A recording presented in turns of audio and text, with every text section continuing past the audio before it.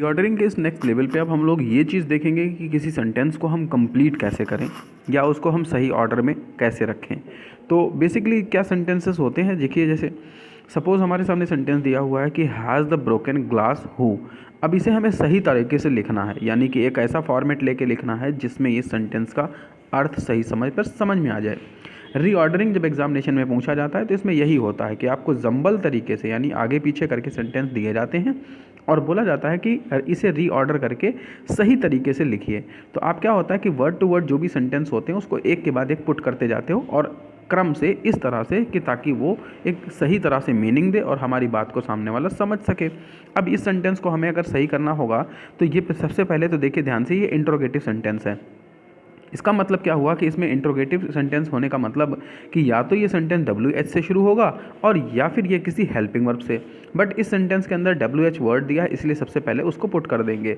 उसके बाद में हेल्पिंग वर्ब होती है तो उस तरह से हेल्पिंग वर्ब आ जाएगा एंड देन उसके बाद में जस्ट आपके पास होना चाहिए वर्ब, और यहाँ पर वर्ब दिया है ब्रोकन, थर्ड फॉर्म स्टेप पे आ जाएगा। उसके बाद द ग्लास, लास्ट में ऑब्जेक्ट आ जाएगा।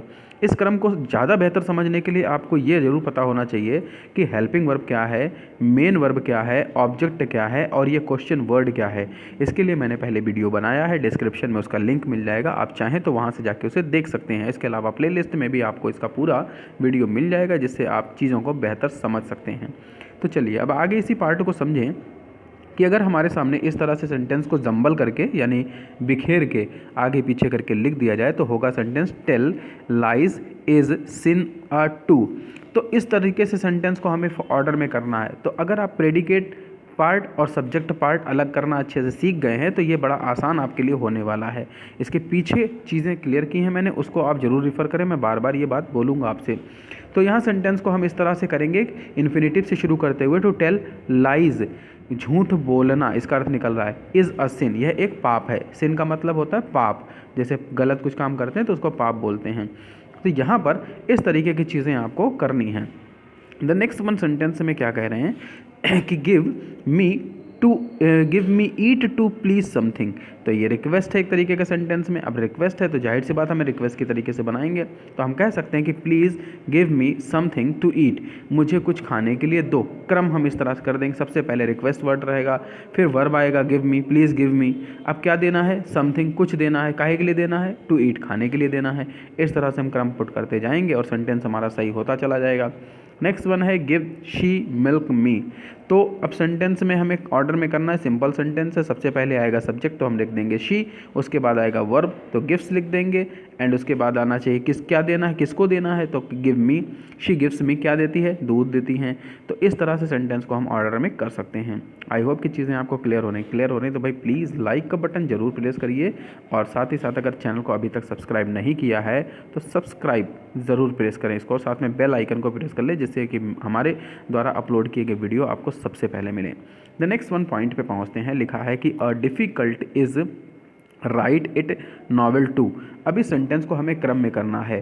तो सेंटेंस को क्रम में करने के लिए सबसे पहले हम लिखेंगे इट, और इट के बाद में इज़ लिखेंगे हेल्पिंग वर्ब। क्योंकि इट इसलिए लिख रहे हैं, यहाँ पे सेंटेंस में डिफ़िकल्ट वर्ड यूज है जो लिखने के बारे में कह रहा है, नॉवेल के बारे में।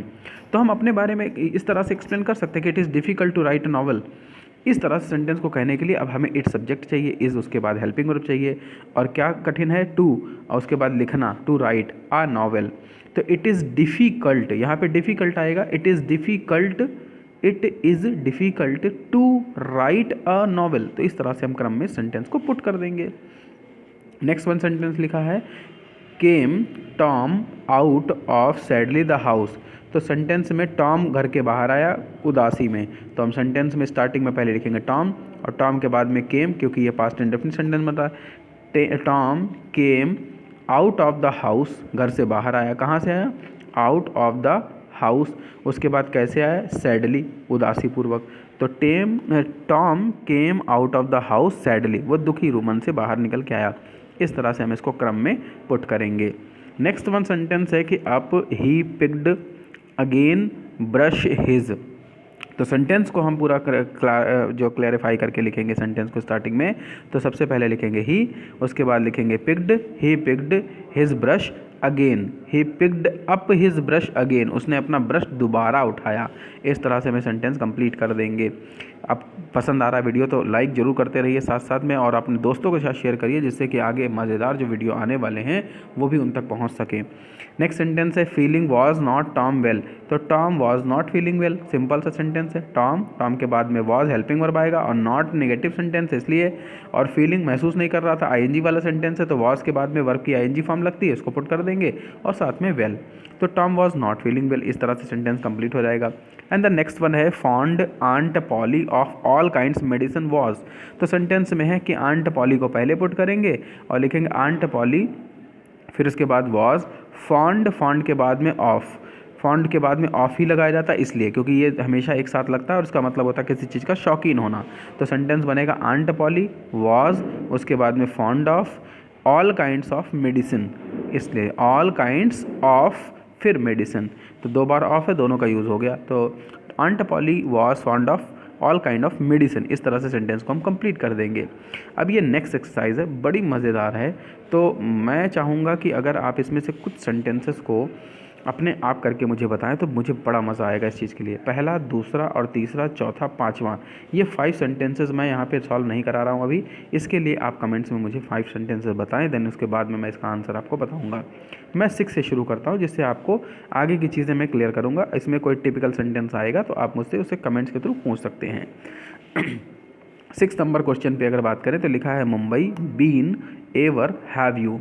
तो have you ever been in to Mumbai, इस तरह से सेंटेंस बन जाएगा। Have you ever been to Mumbai, इस तरह से क्वेश्चन मार्क लगा है इसलिए हैव स्टार्टिंग में आएगा हेल्पिंग वर्ब से। दूसरा, like idle sitting not he does. तो he does not like sitting idle, he does not like sitting idle, उसे खाली बैठना पसंद नहीं है, ये अर्थ निकल के आएगा इस सेंटेंस का। द नेक्स्ट वन की बात करें, नेक्स्ट सेंटेंस है written has a of number dramas he. तो he has written a lot of या अ नंबर ऑफ ड्रामाज, इस तरह सेंटेंस को कंप्लीट कर देंगे। उसने बहुत सारे ड्रामा लिखे हैं, यहाँ पे इसका अर्थ निकल के ये आएगा। And the next one sentence क्या कह रहा है कि felt for mistake he is sorry. तो he felt for his mistake, he felt sorry for his mistake, sentence बनेगा ही फेल्ट, क्या महसूस किया, सॉरी, फॉर हिज मिस्टेक, अपनी गलती के लिए उसने सॉरी महसूस किया। तो इस क्रम में हम सेंटेंस को पुट करेंगे और ये हमारा पुट हो जाएगा सेंटेंस इस तरह से। द नेक्स्ट वन पे आ जाते हैं, song beautiful a evening last song sang Meera. तो सेंटेंस को चलिए कंप्लीट करें, तो लिख के आ जाएगा यहाँ पे कि इस तरह के Meera sang a beautiful song last evening. तो मीरा ने एक पिछले हफ्ते एक अच्छा सा गाना गाया, इस तरह से हम सेंटेंस को कंप्लीट कर देंगे। द नेक्स्ट वन पे आ जाइए, और नेक्स्ट वन लिखा है street came caravan to same. तो यहाँ पर हो जाएगा कि caravan came to the same street, इस तरह से। नेक्स्ट वन पे आ जाइए, the girl young her urged grandmother. तो यहाँ पे हो जाएगा कि young girl urged her grandmother. The young girl urge का मतलब होता है निवेदन करना। यहाँ पे छोटी सी लड़की थी, उसने अपने दादी माँ से कुछ निवेदन किया था, तो वही है the young girl urged her grandmother. तो इस तरह से सेंटेंस को कंप्लीट कर लेंगे। एंड द नेक्स्ट वन पे आ जाइए, women the both astonish were here to this. तो both the woman astonish, were के बाद में एस्टोनाइज टू हियर दिस, इस तरह से सेंटेंस को हम यहाँ पे कंप्लीट करेंगे। And the last one sentence पे 14 नंबर पे कि loss his regretting seller the greedy cried.